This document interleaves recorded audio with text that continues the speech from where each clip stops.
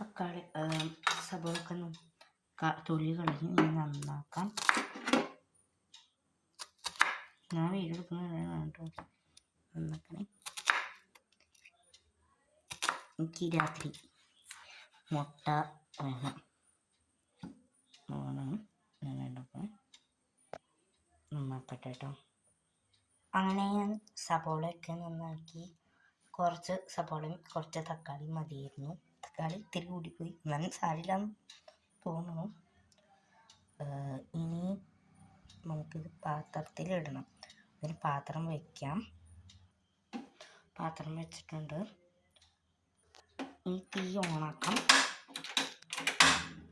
കുറച്ച് മതി.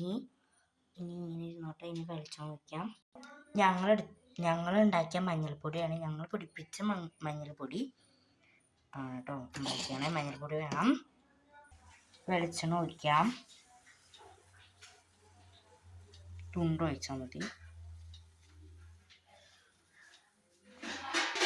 വെളിച്ചെണ്ണ ഒഴിച്ചിട്ട് ഇങ്ങനെ ഒന്ന് ആക്കി കൊടുക്കുക. അപ്പോൾ നല്ല ആയിട്ടുണ്ടോ. ആക്കി കൊടുക്കുക. വയ്ക്കുക. ഇനി ചൂടാവണം. ഇനി വെളിച്ചെണ്ണ ഒഴിച്ച് നമ്മൾ ഇനി സബോളയും തക്കാളിയും ഇടണം.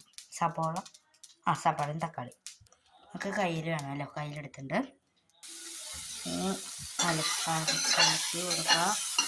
നല്ല മണം നോക്കുന്നുണ്ട്. അതാണ് അലക്കി കൊടുക്കാം. നമുക്ക് വേറെ എന്തെങ്കിലും ഉണ്ടാക്കി കൊടുക്കാം.